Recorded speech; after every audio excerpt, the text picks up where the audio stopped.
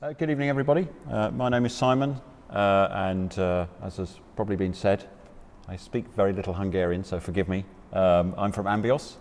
This is Inés, and we'll learn more about Inés in a moment, from Portugal. And we wanted to share with you a conversation about nature conservation and careers, how to be involved in nature conservation. So this is a series of talks we're doing in different countries, Portugal, Hungary, UK, with different people about how they come to be involved with nature, how their career has developed so far. And today we're delighted to be talking to Inés, and you'll see through the slides and the conversation some more about how Inés has been involved in nature conservation up to now, and we'll talk a little bit about into the future. And if there are any questions at the end, then we would welcome questions. And as Dawn was saying, it's an opportunity for networking interested to talk to you about where you want to go in nature conservation a little bit after the event. So Inés, welcome. Thank you. To start. Can I ask you about your first experience with nature? So I'm going back in time to some time, maybe, I'm not sure how old you would have been, but can you remember the first experience you had with nature that began to speak to you in terms of this was something you wanted to be involved with? Yeah. I was born in a rural community, a small rural community, and in the late 70s in Portugal. Yes, so okay. A lot of people lived from farming and from industries related to farming. Yes. These people were used to see wildlife as something they had for granted. So they knew wildlife, they had contact. Yes. But I didn't have much from my surroundings, from the people, Sure. you know. Okay. Yeah. What I had when I was a child was my sister. She really loved to collect animals. Yeah, okay. And I remember to see animals and feeling just a little bit upset because they were trapped. Okay. So maybe this was a call to nature conservation. Yeah, okay. Something like that. Yeah. But then in high school, I had a teacher. I had in the last year of high school, I had a biology teacher. Yeah. And I really liked the subject. Yes, to start to look at nature with the different eyes and with a different knowledge. Okay. That nature that I was used to see like for granted. And I just felt I could do. In Portugal, you have to choose when you are in the 9th grade what's your area. And I had already chosen science. Yes, okay. Yes. Because I knew that that was where I wanted to go. Yeah. Just didn't know exactly to where. Okay. Yeah. So we do a biology degree. Yeah. Yeah. And then, so what happens next? So in that time, pre-Bologna time, we had 4 years in our course in university, and then we had a final work that was very close to a master thesis. So we had this final report we had with some practical work involved. And so it was really getting to the time that I had to make a decision, and I didn't have anything in my mind. Oh, maybe mammals. Yes, I thought maybe mammals. Excellent choice.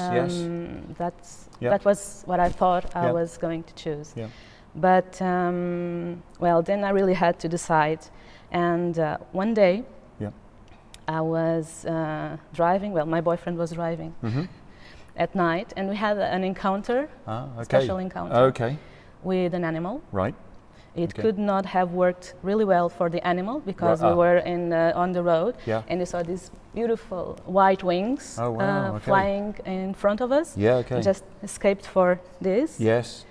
And I thought, whoa, what's that? Yeah. Okay. Yes. And he said, that's a barn owl. Okay. And I said, oh, okay. Okay.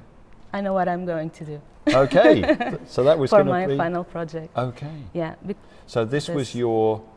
At the end of 4 years, this was your kind of master's thesis, is that right? Kind of master's thesis. It was the graduation final project. Yeah, undergraduate thesis. Yeah. Yeah. Okay. Yeah. Okay. And the project, what did you do with those owls? What was the study? Well, basically, I wanted to know everything I could about owls in that particular place. Okay.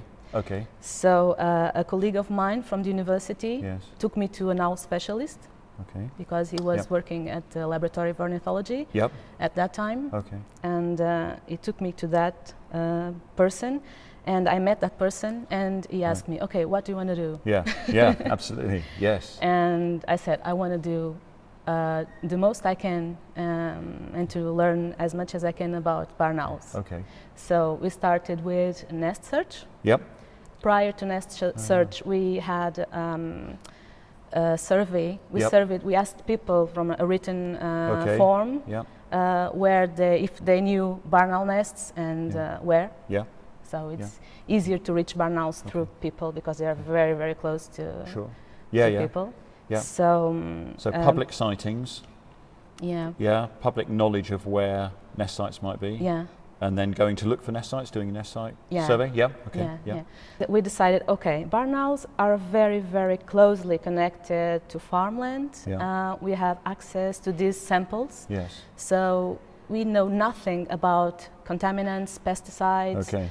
So if we have all this information that we gather just by going to the field and do our project, we need to move forward. Okay. So I applied for a PhD in toxicology. Right, okay, yeah. So I had the PhD grant. Wow, okay, yeah. And I just delivered my thesis in September. Yes, this year, just gone. Yeah. 2 months ago. Yeah, okay. And I'm waiting for the public discussion. Wow, that's brilliant. The next steps. So I don't know how this happened, but recently people were trying to organize the next World Owl Conference, which was something I really enjoyed 10 years ago. And I just couldn't find a venue.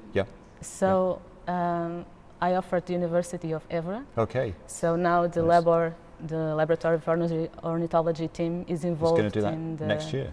Yeah. So the next World Owl Conference will happen in Évora. Yeah. Okay.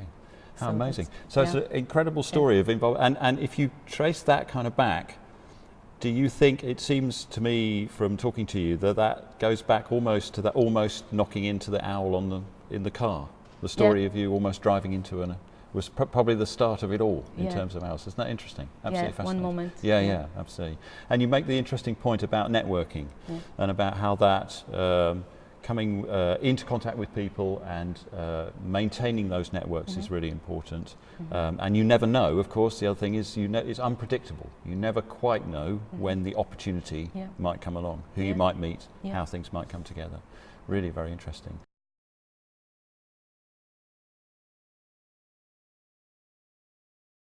What are the prospects in the UK? I think it is at unknown times. We have been very lucky in the UK because history has brought us many organisations that work with nature.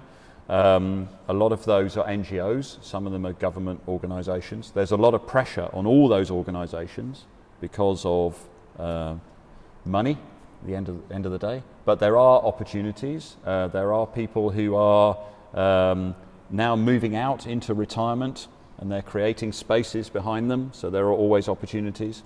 I think how it goes in the future will depend on what the government decides to do, our government decides to do about leaving Europe and how that actually works out. We are in nature conservation very concerned about the European law that protects nature and how that law will be repatriated, brought back into the UK.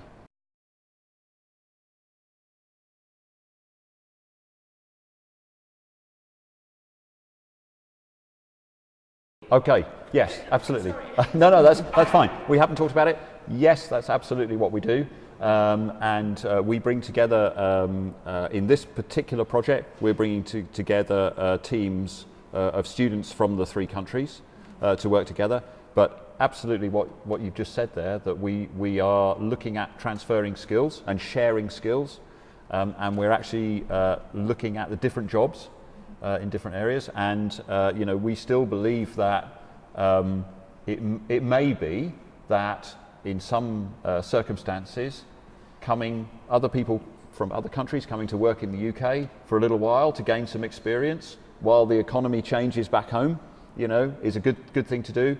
Coming to work in nature conservation in the UK, or our guys from the UK coming to work in nature conservation, or moving between the 3 countries any way you like, really, yeah, depending on the economy and what. But your question is very good, very valid, about the skills that are needed. And the interesting thing is that the skills are similar in each country, sometimes different, but similar. So, and I think there are cases where sometimes those skills are, the knowledge transfer is not just out of the UK, it's into the UK as well. Yeah. So you know, over the years, my view of, for argument's sake, species identification skills far better in European countries than in the UK. Yeah. For students of equivalent level. Yeah. So there's a lot of stuff that our students can learn from students from other countries. Maybe there's some other transfers as well in terms of skills to do with employment, to do with CVs, to do with that kind of side of things, what we the transferable skills. So, and that's exactly what this project is all about. Yeah, absolutely. Am I optimistic? I am. Yes, absolutely. I guess maybe I was born that way. I'm not sure. I think that there have been many fights against things that we believe to be wrong, that have been won, yes, and some of those have taken many years. I was inspired by something that President Obama said, which was during the time after the fatal shootings of school children in America, where he had to deal with the families. He had to bring the parents. He brought the parents to the White House, and I need to check this out. I think possibly it's woven into the carpet in the Oval Office, but he took those families to the carpet where this phrase, this piece of poetry, is woven into the carpet. And if I remember correctly, it says, the arc of the moral universe is long, but it bends towards justice. So that quote, and I'll need to go back and research, or you can research on Google. The arc of the moral universe is wrong, but it bends towards justice. What he's saying is, okay, the gun lobby in America is strong now, and we can't win against them. This is a long fight. We're in for a long fight. Okay, so the arc of the moral universe is long, but it bends towards justice. But we will be successful. Okay, this is the point he's making to the mother of a child that's been shot because of, partly because of European gun laws, American gun laws. I believe the same is true for biodiversity and our relationship with the planet. It's a long fight. Ultimately, we'll be successful in some form or other. That would be my personal belief. I hang on to that in the darkest hour, there are many examples of others far greater than me who've taken on a moral cause and stuck with that cause, and in the end they've been successful. We can think of Nelson Mandela, Martin Luther King, others that we hold to be heroes. And I think it's sure we've got to fight. But I think in the end it'll be okay, but I'm not sure when the end will be. That's fantastic. Thank you very much for your very profound and interesting questions, and very important questions. Thank you for all those.